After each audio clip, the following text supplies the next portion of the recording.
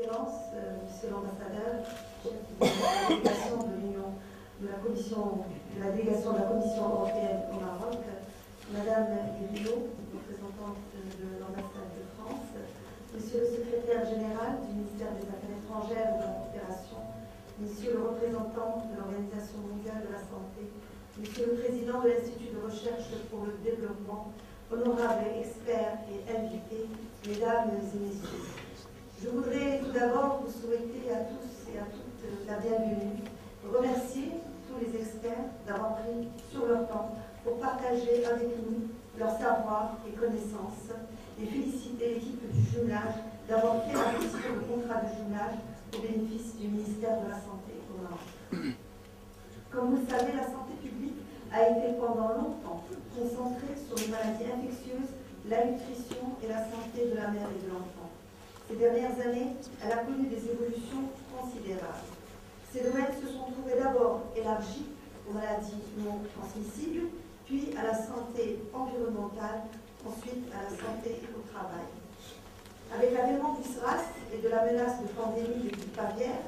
et eu égard aux risques sanitaires encourus suite à la montée en charge des situations de crise humanitaire et de catastrophe, la santé publique s'est mondialisée, au point que la communauté internationale commence à parler de sécurité sanitaire internationale. Le rapport de la santé dans le monde de 2007 a été d'ailleurs réservé à cette question.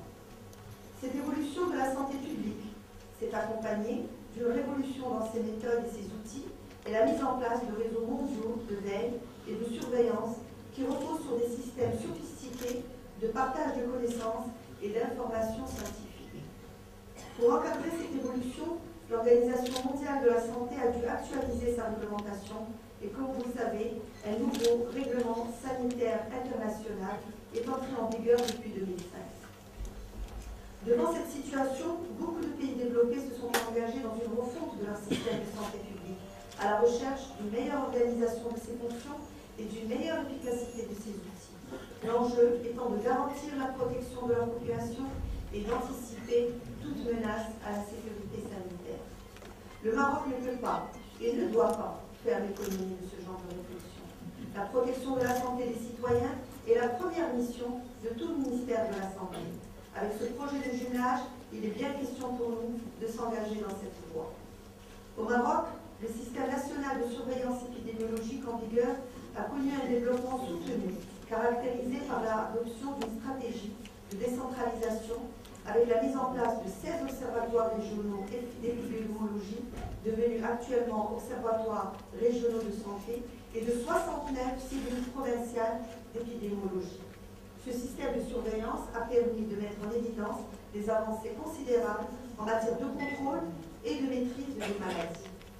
D'un autre côté, l'Institut national d'hygiène, l'INH, dont les activités couvrent des domaines transverses, relève de plusieurs directions de notre ministère, a connu un développement certes lent, mais soutenu, sans pour autant régler des problèmes majeurs relatifs à son cadre statutaire et à son infrastructure.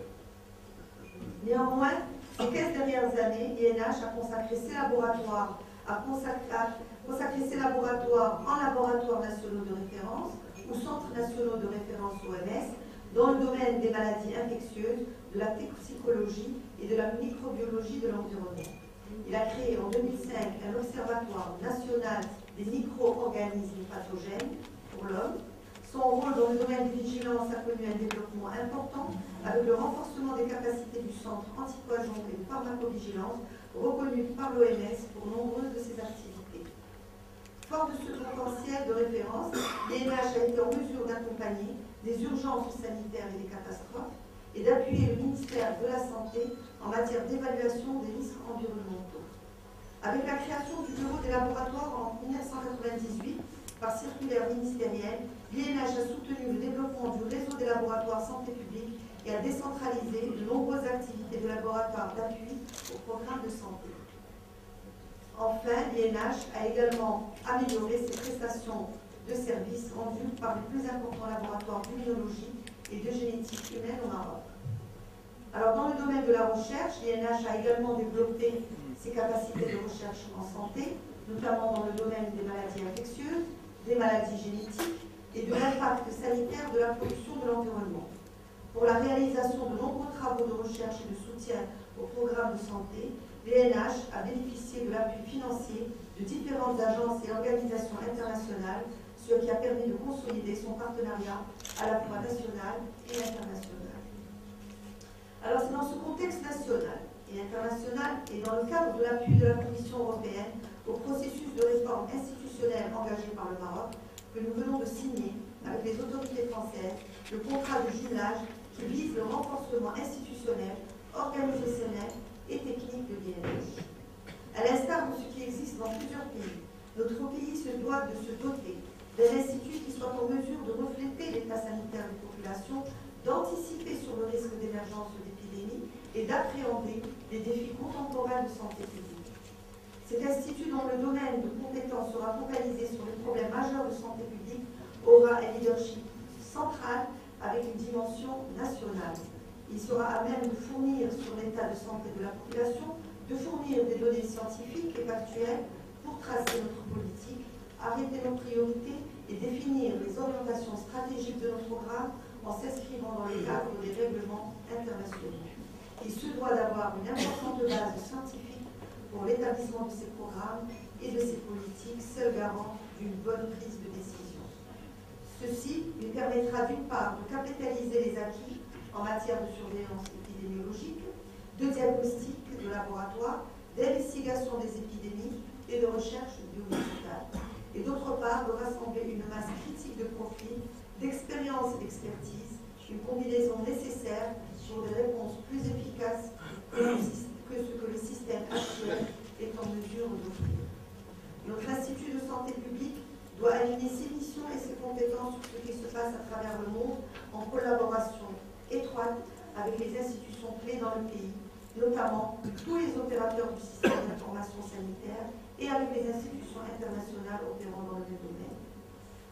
C'est dans ce cadre que nous avons accueilli avec grand intérêt l'appui de la Commission européenne à travers ce projet de jumelage de l'Institut national d'hygiène. Ce projet vient répondre à notre préoccupation de repositionner et de renforcer les instituts techniques afin qu'ils s'acquittent de leur mission de soutien et d'appui au ministère de la Santé sur des bases factuelles avec les moyens et ressources adéquats. Et afin d'activer cette restructuration, la conclusion de traités, de conventions et de projets de coopération bilatérale permettra de préparer l'infrastructure et les équipements requis et d'accompagner le renforcement des compétences humaines pour s'assurer de l'accréditation des activités stratégiques qui seront confiées au nouvel Institut de santé publique en conformité avec les standards internationaux. Et nous comptons saisir cette opportunité de restructuration de l'INH pour développer une réflexion plus large sur la définition d'une politique de santé publique au Maroc qui tient compte de toutes les évolutions qu'a connues ce secteur et qui permet au Maroc d'être à l'abri de toute menace interne ou externe à la santé de nos concitoyens. À cet effet, des moyens financiers conséquents ont été réservés dans notre plan d'action 2008-2012 à la mise à niveau des laboratoires de santé publique et des instituts dont l'INH occupe une place centrale. Nous veillerons à ce que le potentiel de l'INH, de l'Institut Pasteur du Maroc, du Centre antipoison et de pharmacovigilance et de certaines directions du ministère de la Santé, notamment pour les activités opérationnelles dont elles sont chargées, soit mis en synergie pour consolider les acquis, éviter toute redondance et favoriser la rationalisation des ressources. Un accompagnement en termes de renforcement du réseau des laboratoires santé publique et du système d'information sanitaire sera assuré à travers le programme de mise à niveau des laboratoires de santé publique déjà confié à l'INH et l'institutionnalisation d'un lien avec les observatoires régionaux de santé et leurs antennes provinciales. Un projet d'implantation du programme FET, Field Epidemiological Training Program, du CDC d'Atlanta est également en cours de mise en œuvre. Des projets de soutien à la structuration de la surveillance des maladies non transmissibles et de la santé environnementale sont à l'étude. La reconnaissance récente de l'INH comme membre de l'Association internationale des instituts nationaux de santé publique nous conforte dans notre stratégie. C'est dire toute la dynamique créée récemment autour de ce projet de jumelage pour le renforcement des compétences techniques du futur Institut national de santé publique qui sera au centre du dispositif de santé publique dans notre pays. Et enfin, et pour conclure, conscient de tous les enjeux précédemment décrits et soucieux de relever les défis qui se présentent à notre pays dans le domaine de la santé, nous voulons confirmer la volonté du ministère de la Santé de créer un Institut national de santé publique comme témoignage de notre engagement à long terme envers la santé de la population et de notre pays. Merci pour votre attention.